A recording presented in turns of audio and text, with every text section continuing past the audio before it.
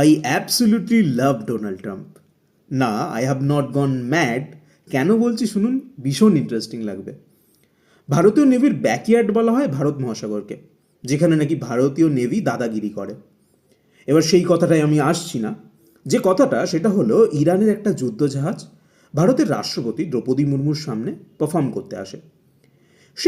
সেই যুদ্ধজাহাজ ভারত থেকে যখন ফিরে যাচ্ছিল, শ্রীলঙ্কার কাছাকাছি ছিল, তখন আমেরিকান সাবমেরিন এই যুদ্ধজাহাজকে টর্পিডো মেরে ডুবিয়ে দেয়। টর্পিডো মানে জলের তলার মিসাইল ধরে নিন। এবার এই ঘটনাটা খুব বেশি ইন্টারেস্ট পাবো না, কারণ এটা একটা যুদ্ধের ঘটনা হতেই পারে। এবার এটা ইন্টারন্যাশনাল ওয়াটার্সে ঘটেছে।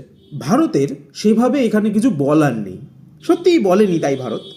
কিন্তু ভারত প্রথম থেকেই চুপ থেকেছে। ইরানে যখন আমেরিকার হামলা হয়েছে, ভারত চুপ থেকেছে, কারণ আমেরিকার প্রেশার। এবং এই ঘটনাটা হওয়ার পরেও ভারত সেভাবে কিছু বলেনি, বা এই যারা নাবিক ওই জাহাজে ছিল তাদেরকে বাঁচানোর চেষ্টাও করেনি। তারা ডুবে মারা গেছে লিটারালি। এবার ঘটনা হচ্ছে ভারত কেন বলেনি? আমেরিকার ভয়।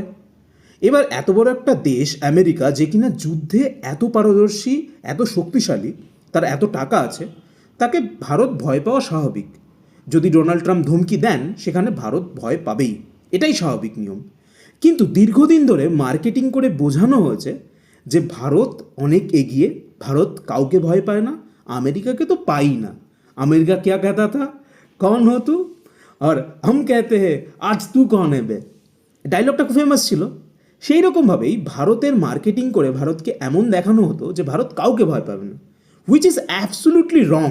সেই ঘটনাটা আরও একবার চোখে আঙুল দিয়ে আমরা দেখতে পেয়েছি। দেখুন, এটা একটা বোল্ড স্টেটমেন্ট, বাট আমার মতে ভারতকে এই যে বিশ্বগুরু বানানোর যে মার্কেটিং, তার ফ্ল্যাগ বেয়ারার ছিল যে এস জয়শঙ্কর। সে বিভিন্ন জায়গায় গিয়ে ইন্টারভিউ দিত এবং ইন্টারভিউতে বেশ কয়েকটা কিওয়ার্ড ছুঁড়ে মারত, যেগুলো দেখে মনে হতো যে ভারত সত্যি সত্যি শক্তিশালী হয়েছে। It's a game of marketing, সবাই নিজের মার্কেটিং করে।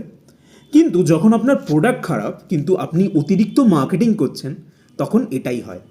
ভারত এখনও উন্নতি করছে, আস্তে আস্তে অনেক উন্নতি করেছে, বাট ভারত বিশ্বগুরু হয়ে যায়নি, বা সুপার পাওয়ার তো হয়ে যায়নি। সেই ঘটনা আরও একবার প্রমাণ করে দেয় এই যুদ্ধ। এই যুদ্ধে ভারত শব্দ করতে পারছে না। এমনকি ইরানের ওপর যে অ্যাটাকটা হয়েছে খামেনি মৃত্যুতে, মোদি একটা টুইট তাই করতে পারেনি।